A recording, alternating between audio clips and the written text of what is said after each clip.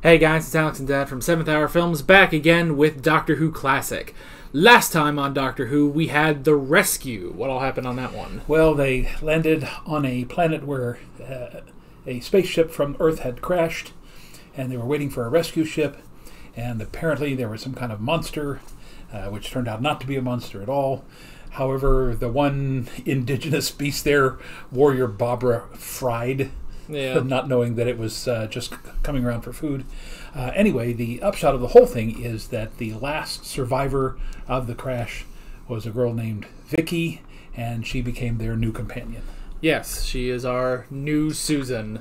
And, definitely just down to the fact that she is younger, and the Doctor definitely sort of went into grandpa mode, I feel like. Yeah. So now, the thing is, though, if they were considering Susan to be a teenager, this girl, obviously, if she's gone on a space voyage, is not a teenager.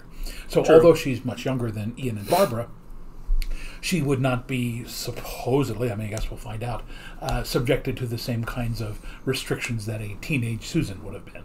yeah, I guess that's true. We'll have to see. Today we are doing a 4-part episode. Oh boy. Yeah. Oh, but it's a historical. Yes, Yay. it is. Yay. It is a historical, which we haven't had one of those since the Reign of Terror, actually.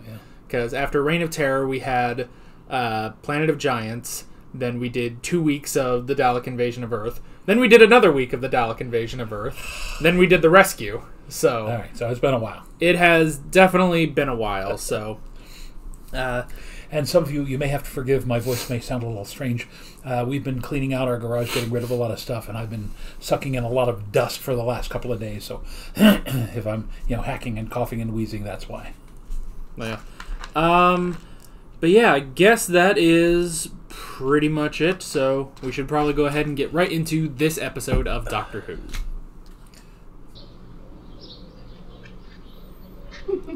And You'll lost. make it last, young man. You see, the Romans, unfortunately, didn't know how to transport water satisfactorily. That's why they built their aqueducts. Now, if they'd experimented with pipes... Oh, I see what you're getting at. Yeah. Good, yes, they have. Beg your pardon? Oh, my dear young man, why do you let your mind wander so? You asked me just now if Barbara and Vicky had gone down to the village. I gave you a plain and simple answer. Yes, they have. Your mother does that to me sometimes, picks up conversations from not just minutes or hours, but sometimes years later. So the ship falling, we're fine? I guess so, until they explain it. Yeah.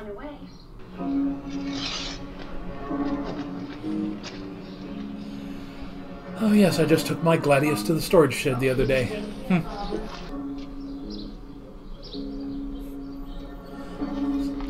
The lute player looks an awful lot like the Doctor. Yeah. Wonder if that's going to come into play.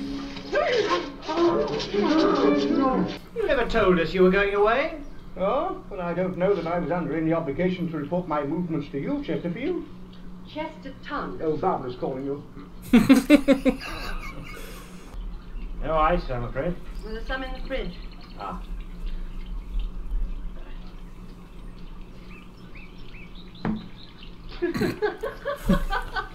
Very funny, very funny.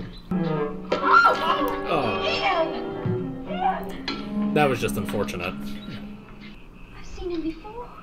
He was playing in the square where Barbara and I went to the market. Yes, but there's nothing we can do for him now, my dear. Oh, nothing Except at all. steal his harp. Stay here. When you sent word that you intended to make your way on foot, playing your lyre for the people, it caused great concern at court. At court? He's a Nero's court. The Emperor of all Rome is very concerned for your dear. safe arrival. He looks forward to discussing not a your good music one. with you. The Emperor? Nero, eh?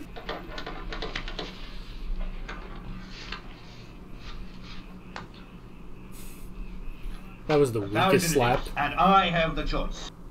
Now, since Ian and Barbara were dressed somewhat like patricians, I don't know that they would have dared take them prisoners. Nero pays well when better musicians than he are put out of the way, and you failed, you fool! But you're lucky this time. I brought him back here, so you have another Nero chance wanted the to old man earn killed your because he was a better fee. musician. Take it.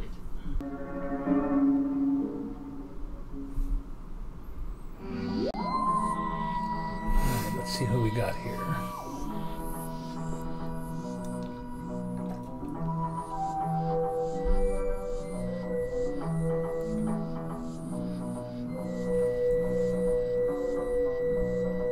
No.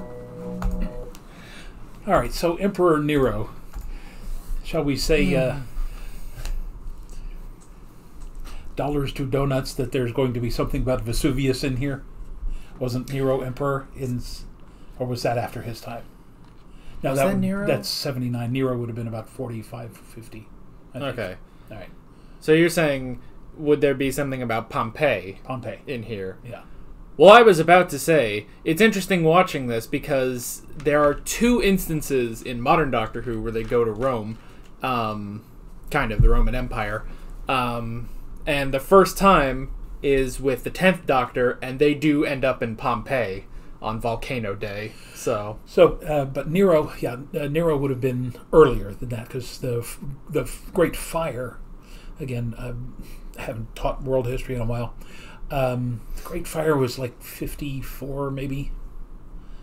So this probably will have something to do with the Great Fire. yeah.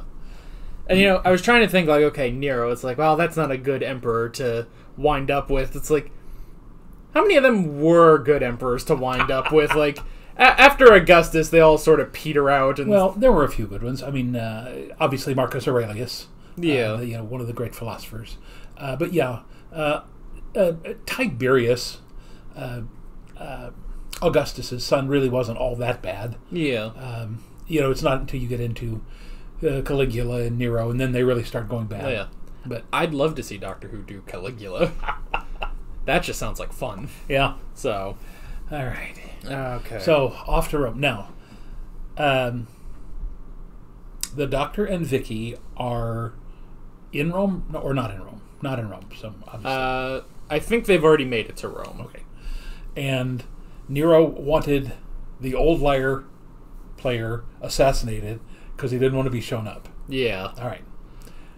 Barbara is being taken to Rome because she's a British woman and will get more money. Yeah. Ian is being left behind, taken with the other guys to work somewhere in northern Italy, maybe. Yeah. All right. So that's just trying to figure out where we all are at this point. Yeah. It's something like that. I'm not sure. I'm not quite confident about Ian because it's possible that they might go to Rome as well before they do other stuff, but yeah, I'm not sure. Now, see, it'd be interesting because obviously, yeah, we all know that obviously the Doctor's going to survive the assassination attempt, but it's going to be interesting if he gets all the way to Nero, because he said even there he wants to meet Nero for whatever reason, and so what if he goes there, starts playing, and like he said, like he can't play that thing. He was just playing there at the end, wasn't he? He did, but you could hear him say, "Oh, I'm sure even Nero could do better than that." Oh, okay. So he might just go in there, look like an idiot, and be like, "Well, I tried," and then Nero's like, "Okay, this guy's not so bad. Forget the assassination." So, yeah, I don't know. There was a lot in that first episode. I'm very curious about what happened to the TARDIS, because it seemed like they just fell, walked out, and they've just been here, and they could leave at any point. They took over somebody's villa, and now here's Yeah. the thing: I understand that the manor, the lord of the villa, it was off, in Gaul doing something, but did he take everybody in the villa with him? I mean, normally there would be servants to keep the villa running while he was gone to wherever. I mean, I guess he was getting slaves or something, or fighting some kind of resistance in Gaul. But yeah, it doesn't seem like the entire villa would have been abandoned. Yeah, like maybe there would be, and maybe even just family members still there. So yeah, I don't know. Minor point. Yeah. But again, sets and costumes, and finally Barbara getting Ian's hair to look right, and her hair looks right for a change. Yeah. Okay.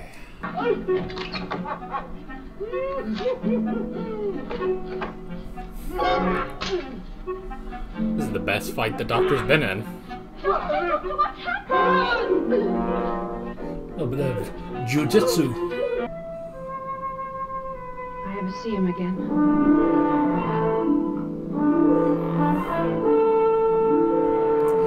Ian's on a slave ship on a Roman galley. I guess so. He's gonna have some distance to cover then.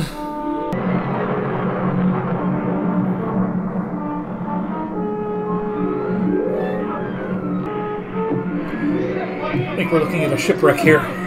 Maybe.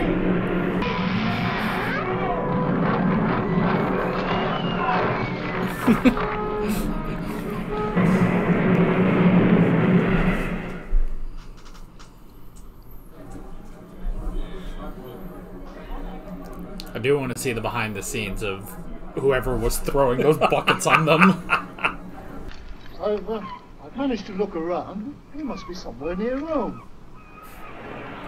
Oh, that's so convenient. Don't be far away. Here, in Nero's house, as a servant of Poppaea, life will be more pleasant than it could have been. I'm grateful for what you've done. That's also convenient. With such a great musician as yourself present, I will take the inspiration from your example, sire. Oh. A stool.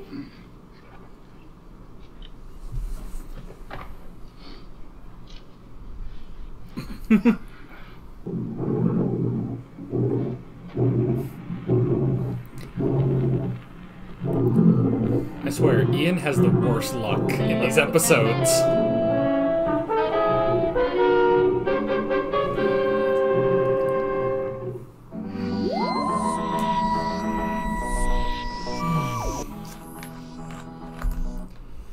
Alright. That's part 2. Let's say action-packed. Yeah. You know, I guess Ian does have an advantage that he's already been trained by the Aztecs, but but still. Yeah, I was thinking the same thing. Yeah, he might honestly become a really great warrior when this is all said and done. And very surprised that the doctor knows all about judo and jujitsu and things like that. Yeah, he Sent the guy already. running. Yeah, so yeah, because it is interesting. Like, you know, we normally just associate that with the third Doctor, but just any Doctor, none of them really do that, especially the first Doctor. Yeah. So he seems to definitely be a bit more lively in this episode. Yeah. So A couple of weeks rest. yeah, I guess so. I must confess I've been giving a great deal of thought to that business of yesterday. And oh, there's our hissing friend again. You know my plans of Of course, yes, but I don't know the exact details. I must go. I'll try and see you later. Was this guy supposed to kill Nero? Is that what we're getting at? I've been waiting for you. I'm coming out to you.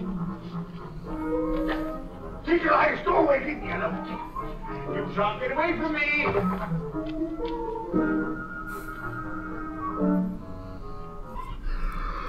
Which way did she go?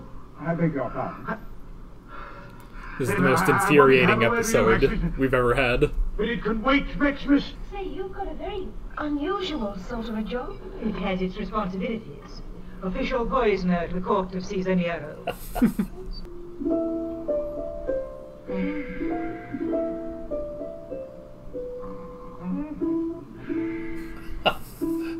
Nero and the doctor in the steam bath. What do they call that? The colarium. Come with me, I'll point her out to you. That'll put pay to any ambition she has to be empress. Right, so Nero's wife is going to poison Barbara. Yeah.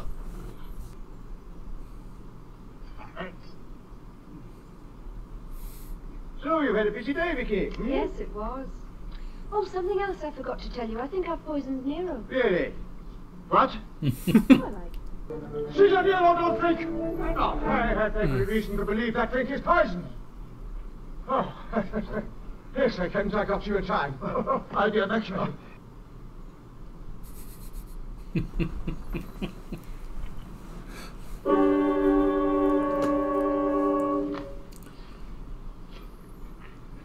He was right. This is a very goofy set of episodes. The music is so soft, so delicate, that only those with keen, perceptive hearing will be able to distinguish this melodious charm of music. The Emperor has no ears.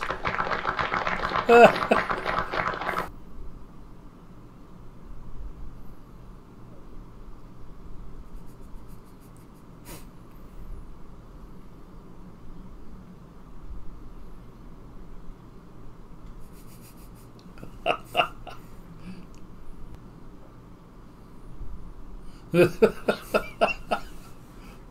all right, but he's not all that good.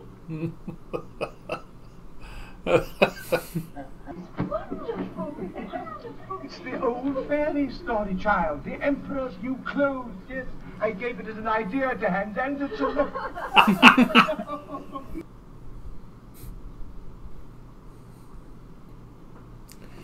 Alright, so Ian's got the gladius and the net.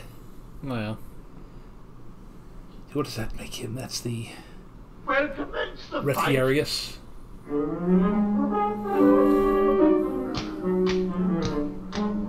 oh, someone hired a choreographer.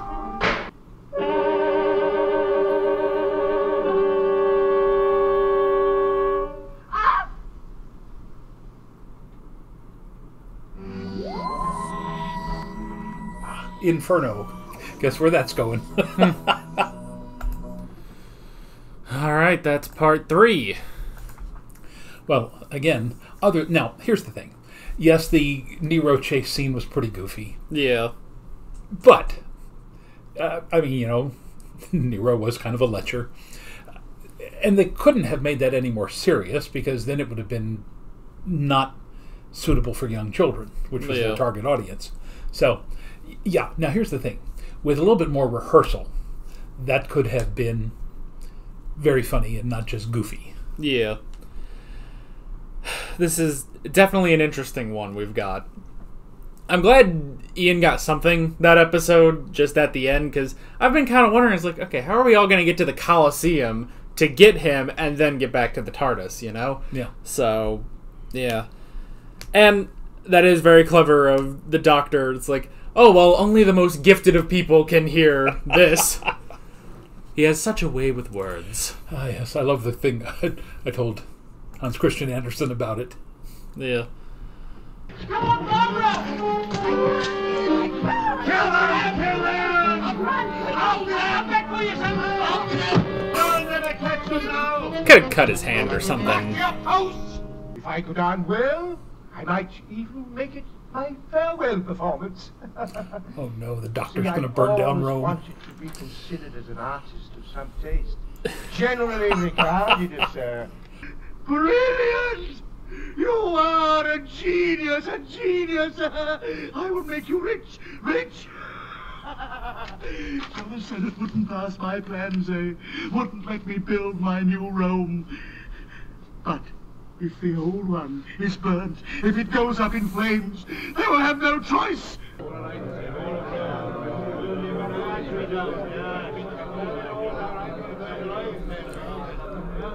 That would have been impossible first season. Well. Set off the sprinklers. Well. Good luck, my child. Good luck. He's a Christian. I think the road's just up ahead. Good, good. It's interesting that we didn't have them all meet up and escape. They're just escaping on their own. It's a pity they got it all wrong. Got it all wrong. What do you mean, child? Well, they didn't mention you. Of course not. Why should they? Well, it was you who gave Nero the idea, wasn't it? Now, look here, young lady. Let's settle this, insinuating that all this is my fault. My fault?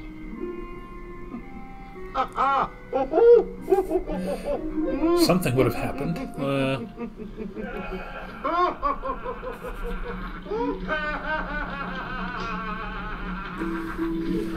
Oh, Doc, just wait till you get to Pompeii. Ah. Well, that's what they hit me on the head with. Yes. Yeah, they did that. Barbara, there must be a bit of that cold peacock of yours left in the fridge. Why don't you have a look? Very funny. Instead of sitting there making stupid jokes, why don't you get yourself cleaned up? My dear Barbara, the young lady doesn't want to listen to people who've been idling away their days. I've been idling. Well, now you've had a nice long holiday, I'm sure. You can't wait to get back to the TARDIS, hmm? If you let us get a word in edgeways, Well, that's the key. Have a great. Where will we go next? Hasn't Doctor told you yet? Oh, no, he never does that. You mean it's a surprise? yes, to everybody. But the Doctor can work the ship, can't he? Yes. Sort of. Theoretically. Go on, he mustn't. We are being slowly dragged down. Dragged down? To what?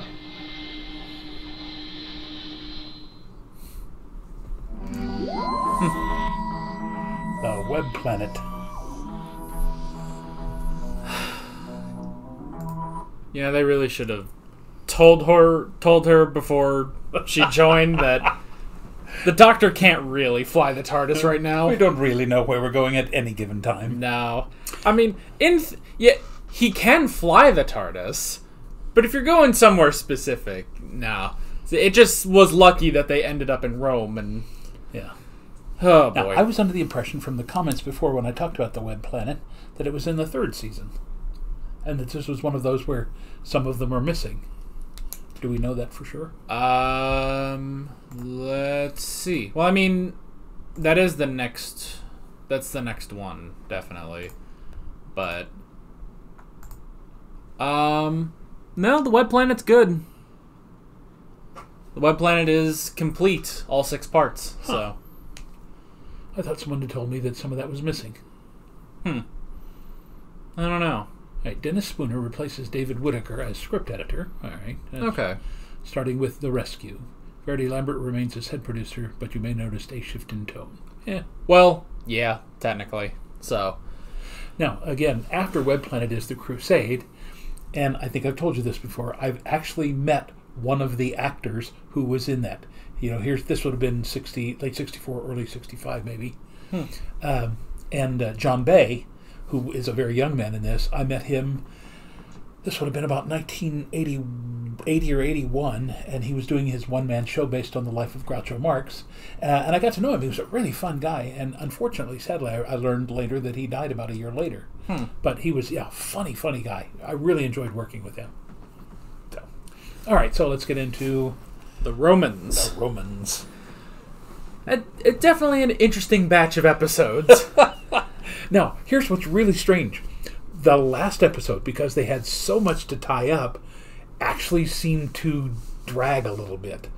You know, it was because there's so many disjointed parts. It didn't have the momentum of the first 3 episodes. Now, I like the way it tied up, but yeah, it just seemed to not disjointed, but it seemed to lurch a little bit before they finally stumbled to the final conclusion there. Yeah. There was a lot less Nero in that episode as well. So, I mean, when you've got, I guess, the villain of the episode, and he's not really in the finale, so yeah. I was kind of wondering when they were going to bring up that Christian thing, and it strikes me that at some point somebody was going to have to say, well, the reason I'm helping you out. I thought maybe Ian's friend from the slave ship might have been a Christian. Yeah. Well, I was also just waiting for Nero to say it's like, okay, we'll burn down Rome. And it's like, we got to blame someone. It's like, well, we'll blame the Christians. That'll work. Everyone will believe that. So, I do feel like they kept promising the arena, and we just never got that. And it's like, well, I kind of wanted that, you know? Because, well, that's the interesting thing is I would have figured that it would have been there that everyone, you know, all the paths would converge, and then they would escape back to the TARDIS. The obvious problem there would be, how do you recreate the Circus Maximus or the Colosseum? Yeah. Well, no. Colosseum wouldn't have been built yet, because Colosseum wasn't built until after Nero. Flavius is the one who built that. It's called the Flavian Amphitheater. Yeah. So that's why. So the arena that they're talking about, the circus they're talking about, although the Circus Maximus was a horse racing, the chariot racing arena. So maybe this was just another arena they're talking about. Yeah, I guess. Of course, and that's the thing is that, we expected that to be the climax of the episode, but then it just didn't happen. And I actually do kind of like that the storylines don't actually converge. Like, okay, yeah, we get Ian and Barbara, and then they escape, but I actually like that it wasn't, well, they all met back up at the end, and then they escaped together. It was that, no, they just both escaped, and then the Doctor and Vicky don't realize, what the two of them had been going through, and then they go back to the TARDIS. So, jumping into the notes, the first thing I wrote down is 1 month. They spent 1 month living in the Roman Empire, which is interesting. So after the Daleks, and then after the rescue, they just happened to land in Rome. The TARDIS just falls off a cliff, but it's fine. It's completely fine. And they're just like, you know what? We're just here. We found this really nice empty house. Let's just stay here. Take a vacation, yes. Yeah. So that was pretty weird. Now, yeah, because previously they, like with the invasion of or Dalek invasion of Earth, some beams fell on the TARDIS and that sort of thing. But this time, although Ian kept saying, shouldn't we do something? And the Doctor said, no, it can take off from any position. So yeah, he was deliberately staying behind, not because this time they couldn't get back to the TARDIS. Yeah, basically. It's just that, and I like that they go back into the TARDIS, and it's completely fine. I also like they didn't have to do anything, because it shows that the TARDIS is still completely functional, that they can stand up straight in the TARDIS even when it's still leaned over. There's a point in New Doctor Who where the TARDIS actually crashes somewhere, and it lands with its doors facing the sky, and when the Doctor gets out, the doors open, and then he has like a grappling hook, and he has to literally climb up and out of the TARDIS. Huh. Yeah, so, but no, it seemed like, despite the fact that they had that huge cliffhanger of, the TARDIS fell off a cliff, like, it's fine. They didn't need to do anything. They didn't need to pick it up, put it upright, or anything. They were like, you know what, we fell off a cliff. Let's take a break. And they spent 1 month in the Roman Empire, which is interesting. Yeah. So, let's see. Trip to Rome. I wrote that down. So what was the Doctor's purpose in going to Rome? I don't think he actually said, other than he just wanted to see it. He hadn't been there before. And I'm really kind of surprised that he took Vicky along, since she's been there with him a month, but that seems, I guess he would have taken Susan along. Yeah, I guess so. Maybe he enjoys their company more than Ian and Barbara, at least. But yeah, it's like he just seemed to want to go. Now, did he say he wanted to meet Nero before, or... Well, no, that was after they found the guy's body. So yeah, it wasn't even like, well, I got to go meet Nero. I don't even think they knew that Nero was in charge yet. Like, they didn't know what year they had landed in. They just knew they were in the Roman Empire. Yeah. So, yeah, that was interesting. Let's see. And when I pointed out that the what appeared to be the itinerant lyre player looked like the Doctor, that was obviously they're trying to get somebody so that the Doctor could then impersonate him. Right. Which I thought, for some reason, like maybe they were they were trying to kill the Doctor for whatever reason, and they mistook that guy for the Doctor, but instead it was that they needed to kill that guy, and then the Doctor would impersonate him. Yeah. So that was interesting. Let's see. Nero was very interesting in this. Like, he's definitely crazy, and like, I don't know. It's like there's a part of me that's like, well, he is kind of goofy, but at the same time, it's like, nah, this is probably what I would expect for a portrayal for Nero. So. Yeah, if you go back again through what they call the sword and sandals films of the late 50s and early 60s. That's pretty much what everybody expected of Nero. He was a rather overweight, rather petulant man, but he had a very nasty side to him. And yes, his wife wanted to be the empress and wasn't going. I mean, at one point, even I think conspired to have him killed. So, I mean, it all seemed to be, if not factual, at least based on the facts that we know about Nero and about Rome at that point. So, yeah, I still say we need Caligula at some point, just because I want to see how they do that. Caligula was, I believe the modern phrase is bat crap crazy. I mean, yeah, all that inbreeding and everything. Caligula went beyond everything that we've seen up to this point. Yeah, named his horse as a consul. So he's just, someone needed to put him down very, very quickly because he was insane. Yeah, and it's surprising he didn't ruin the empire. Well, and he was before Nero, wasn't he? Can't remember. Yes, probably. I think it was Caligula and then Claudius and then Nero. Okay. I always thought Claudius came first. No, because Claudius is older, isn't he? Yes, Claudius was like Caligula's uncle, if I recall correctly. Yeah. So we'll have to go back and look up our Roman history. Yeah, because I know it's like having to remember these for like essays and stuff in classes. Like I'm pretty sure Nero was number 5. So if it went Augustus, Tiberius, Caligula, Claudius, Nero. Yeah. Okay, that would be it. Okay. It would be interesting if we got episodes just going through each and every emperor, because even in, there's 2 other episodes where they have the Romans, and neither of those we ever get, Rome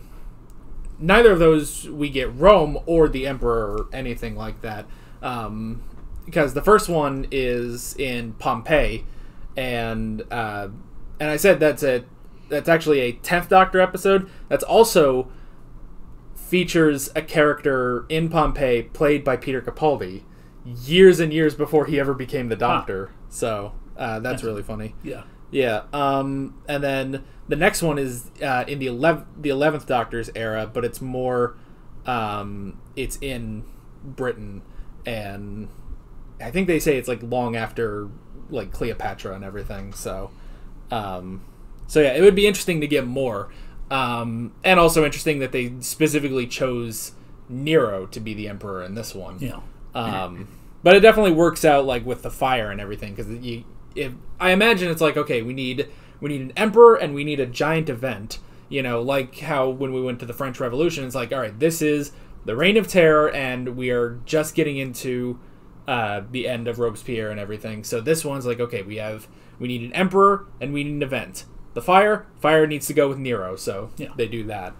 I did think, and this is jumping ahead, I thought the Doctor was a little too jovial about causing the fire, though. Well, at the end, he began to realize he actually did cause the fire. Yeah, because of his glasses. He's very dismissive of Vicky, but then he begins to realize you can't interfere with history, so his appearance there was not interfering with it. It was actually making the history that had already happened. Yeah. So, if not, we're not talking about whether or not he was going to assassinate Nero, but if he hadn't given Nero the idea, would Nero have come up with it on his own? Yeah.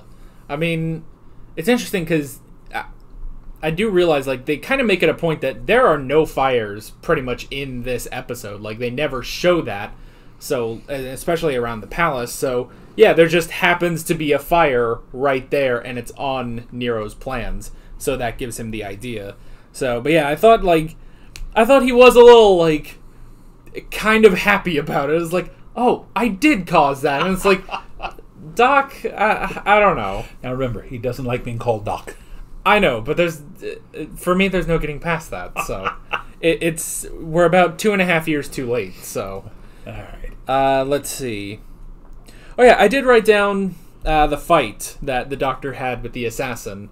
That probably was one of their best fights they've had on the show. Yeah. And it was the Doctor, which is odd. Well, I think it's because there were no weapons involved. Right? No. Because with the weapons, with the swords, and back with the Aztecs, with what all those gigantic pieces of wood were, that's very difficult to do, especially in a confined space like a soundstage. You're always worried that people are going to get hurt because although there are specific moves, I mean, you're supposed to practice and practice. Everybody knows what every move is. It's much easier to do what they did here, which is, that was why it was so, I guess, surprising to us when Pertwee did that really bad one, since he was supposed to be, or was it Pertwee? Who was the one that we saw that did a very bad fight? Was it Ian and the guy in the Aztecs who it looked really, really fake? Yeah, the ones in the Aztecs weren't that great, but even like here with, you're right, there weren't any weapons with the Doctor. It was mainly just the Doctor tossing that guy around until eventually he just left. But they did also have the fight between Ian and his buddy at the end, and even that, like, I felt like, okay, this is a bit more. They're not doing too many great moves, but they know exactly how to do that, and they're making it look pretty convincing there. Yeah. So it seemed like, okay, either they hired a choreographer or they've just been practicing. It's like, I don't know, but it definitely seemed a lot better than in the Aztecs. Yeah. So, and yeah, I can think of, like, I feel like there were one or two Pertwee fights that we've seen that weren't too great. Like in the Three Doctors, where it's like, well, the third Doctor has to fight the evil side of Omega and stuff, and it's like, it was very slow. They just kept tossing each other and stuff, and so you can tell me not to do this, but I've probably told you this before. I know the absolute worst Roman slave ship joke in the world. Would you like to hear it? Okay. All right. So, the master of the ship, the guy who beats the drum, stops the drumming, and he says, "All right, rowers, pay attention." Yeah, okay. And he says, "I have good news and I have bad news." And of course all the slaves go, "What's the good news, Chief?" He goes, "Everybody gets an extra ration of food and wine today." They all went, "Yay!" And then suddenly somebody stopped and goes, "Wait a minute, what's the bad news, Chief?" And the guy says, "After lunch, the Emperor wants to go water skiing." Thank you. I'm here all week. Try the veal. Tip your waitress. We should just end the video there. Because clearly we're not going to be any better than that. Okay, here we are. Yeah. Which, good segue into the crash of that slave ship, which, I mean, like, we're not trying, now, we're not, like, trying to, like, diss the production or anything, but we have to say that was really funny when it's like, okay, they're all, like, sort of stumbling around, and then you just see that water just get thrown from off screen. Like, we know there's no way around that. That's the best they could do, but it is still really funny. Yes, but, I mean, again, think of this. In those 4 episodes, filmed over 4 weeks, we had the villa, the road to Rome that the Doctor and Vicky were on. Yeah. The marketplace, the jail, the Emperor's palace with 4 or 5, 6 different rooms, the small arena where Ian and his friend fought, and so, I mean, there's the slave ship, whatever beach they were on when they landed. So, I mean, there were just more than any normal kind of sets that we have seen before. So you got something to represent the interior of a slave ship. And by the way, those things were usually very huge. I mean, at a minimum, 90 guys, I would think. And so we only saw, 8 or 12 of them, who those guys were probably also brought back later on as, soldiers or whatever.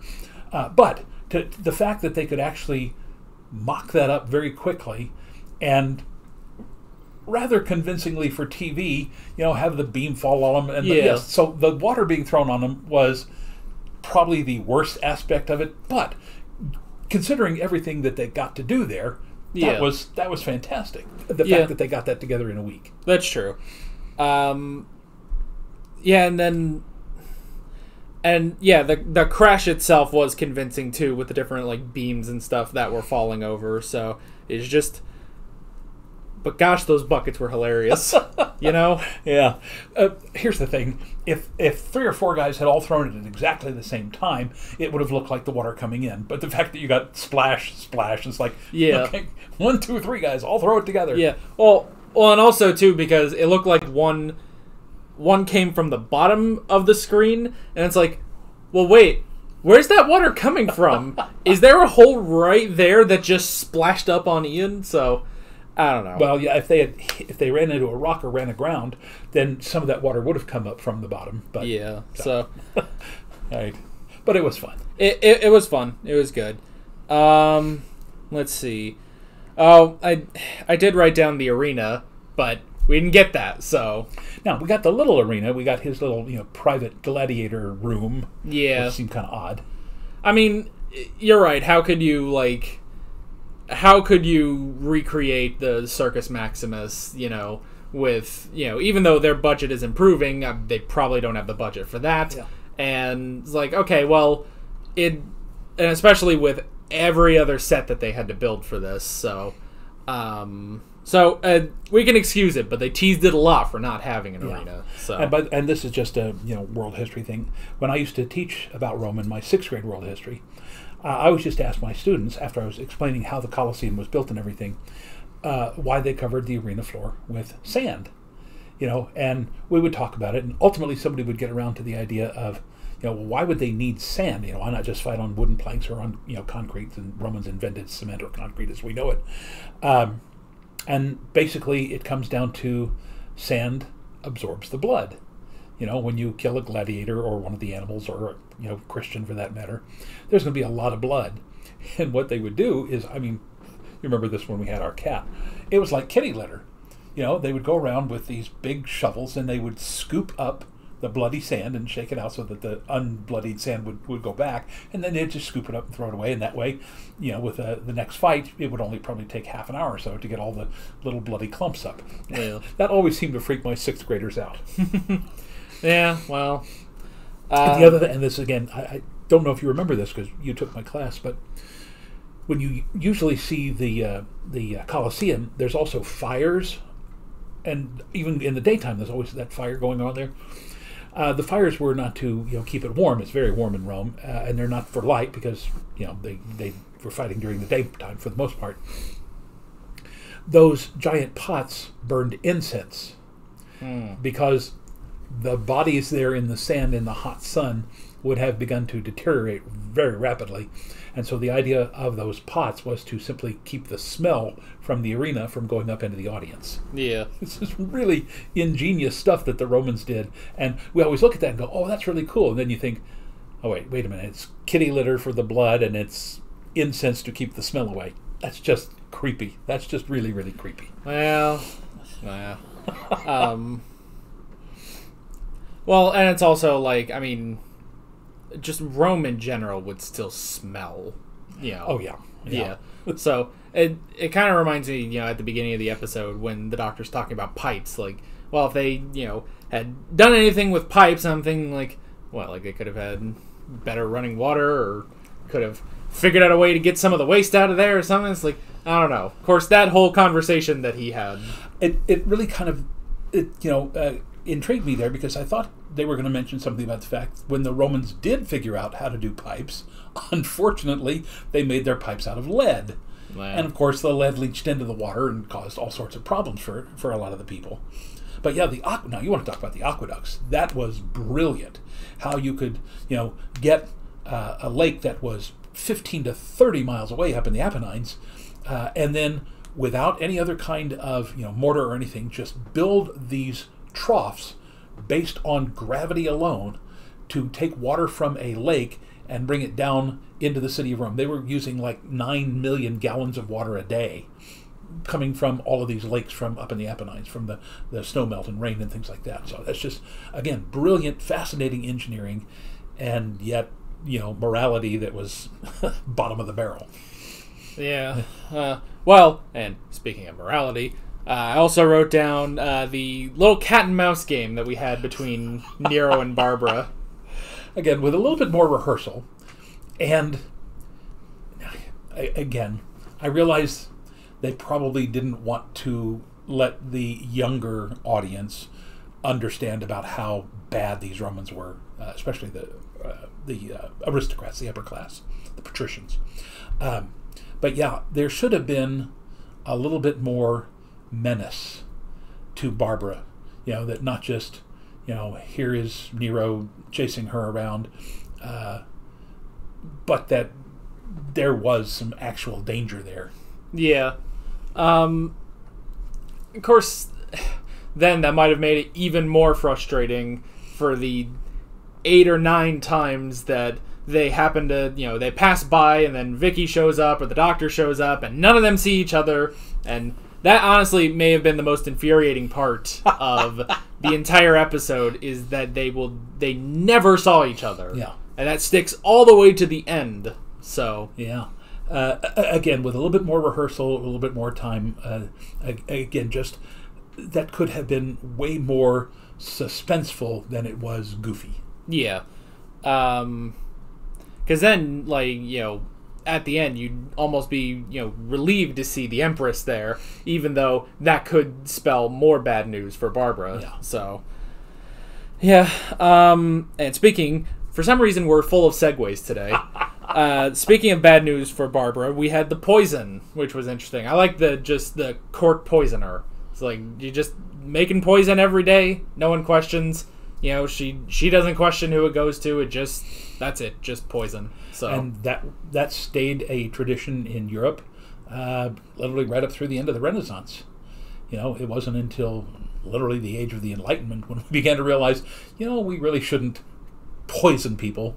Yeah. If you're going to get rid of somebody, they have certain rights. You need to accuse them of a crime and put them up in front of a jury of their peers, which is, what the Enlightenment was all about anyway. So. Yeah. And for a second, I didn't realize that Nero hadn't drank the poison yet, because, they mainly focused on Barbara, who was so relieved, apparently, just to get that wine. She downed that entire goblet in 5 seconds. So yeah, that was interesting. I was kind of thinking for a second, it's like, okay, is he going to die? Is the doctor going to have to make something to save him? It's like, oh, he just hasn't, he didn't drink the poison yet. And then that poor guard that's been failing him the entire time had to drink it. So, which again was kind of funny and ironic. Yeah. It's like, well, a man just died. Oh well. I mean, he kind of did that too. He looked right at the camera. I noticed 3 or 4 times, a character would look at the camera, and it's like, okay, guys, you don't gotta do that. But that's the thing. This episode was particularly goofier than what we've done. I love the line here in our notes. It says, "You may notice a shift in tone." We definitely did. did. So yeah, we had the concert. I did like the doctor's use of tap dancing around every situation so that he didn't have to play this thing. Which at first was he just kept trying to push it back to Nero, oh, well, you should play this. And then he tries, well, it's not as good, so clearly you're better, And then the concert, it's well, only the most enlightened people can hear it. And then he just doesn't play anything. And then they still applaud him anyway. Yeah. So, so I thought that was funny. Yeah, so, I mean, again, nice little historical twist, introducing something that was from the 1800s back, 17 centuries before that. Yeah. Let's see. We had the fire, which, again, so I noticed that, the doctor is wearing his Roman garb this entire time, and I noticed, okay, well, he has his ring on. He keeps that ring on at all times. And it's but apparently he has kept his glasses with him that entire time. It's okay, interesting. And then it just so happens that the sun went through his glasses and burned Nero's plans, which gave him the idea to burn Rome. Yes. That... it's interesting because it's okay, don't...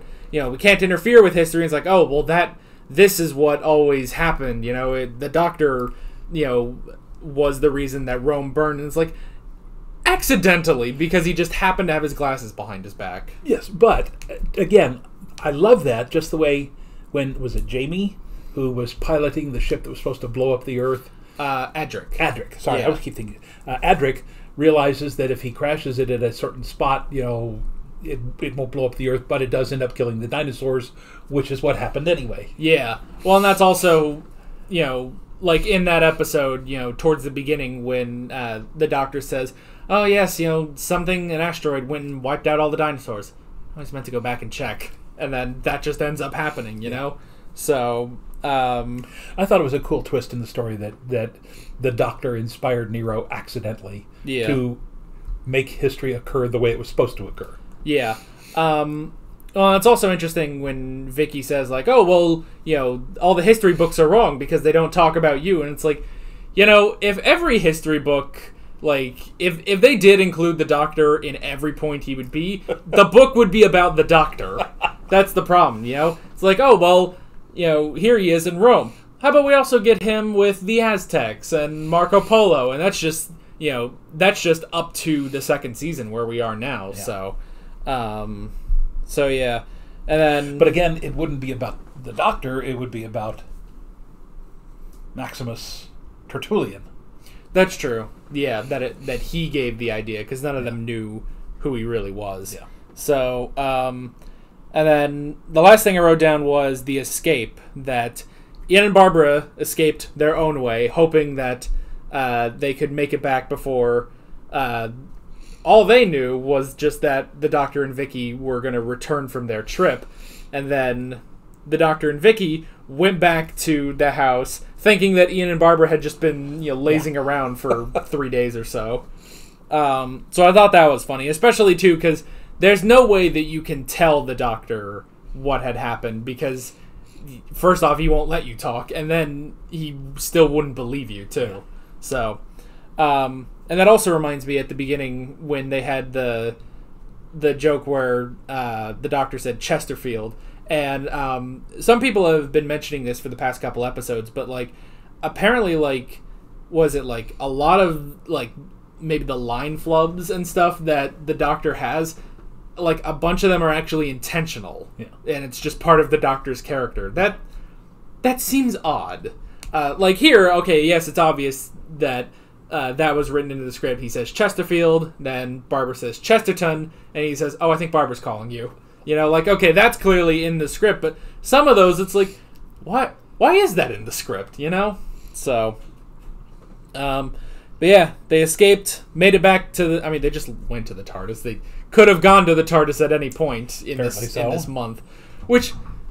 That's... See, now it's a weird thing, because we're so used to being like, well, there goes the TARDIS for the episode, and it's like, no, now that we had full access to the TARDIS in this episode, but it's just, I don't know, now it's weird. Yeah. So. Well, again, as a writer, I would have done something in that first 5 or 10 minutes when they were in the villa, and just said, we've done so much in the last year, that maybe it's time for us just to, relax.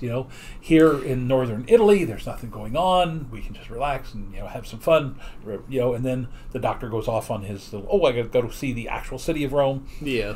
So just 1 or 2 lines could have fixed that. Right. So that it wasn't about, Ian or somebody says, the TARDIS is on its side. He goes, it can take off from any angle, so don't worry about it. It's like, well, then why are you here?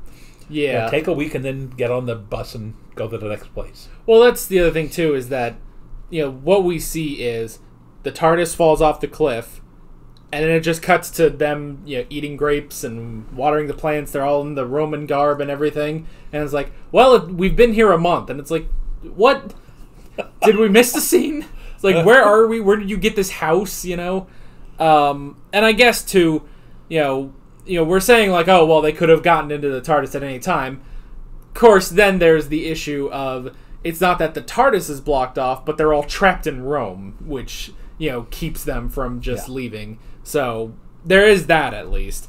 But yeah, that was a little odd. It's like, why have we been here for a month? We just wanted to relax. So, and then why after a month did the Doctor decide to go to Rome?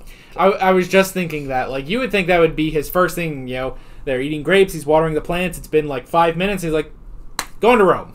Because I like, it almost feels like the Doctor is that impatient, or at least other versions of the Doctor feel like they would be that impatient, but I guess the first Doctor isn't. So, and it's interesting now that we didn't see any kind of real history lesson from Barbara, but now Vicky, who is from the future, has begun to say, oh, well, I know what happened because I've studied all the history of the Earth books. So it's kind of interesting to have her perspective, because I don't know that Susan would have known about ancient Rome. I don't know. Like, maybe she would have known some because, because she knew, like, the Reign of Terror, and especially because that was the Doctor's favorite time period. So, I don't know. It definitely feels like it definitely feels like, at least in this episode, it's like, they're giving Vicky a little bit more to do. Like, I don't know if Susan would have been doing half these things, you know? So it's one of those things where it's like, oh, well, that's great that they're actually giving her some characterization, and on the other hand, it's like, you couldn't have done this with Susan. It's like it almost feels like they had to have a wake up call of her leaving the show. Yeah. So, but yeah, that's pretty much all I got. You got anything else? Fun episodes. Yep, enjoyed it. Pretty interesting. So yeah, that is pretty much it. With all that being said, we're Alex and Dad from 7th Hour Films, and we will see you guys next time. Take care. Alright guys, thanks for watching this video. If you want to watch more of our Doctor Who classic reactions, you can click on the playlist, you can subscribe if you haven't done that already, and be sure you hit that notification bell.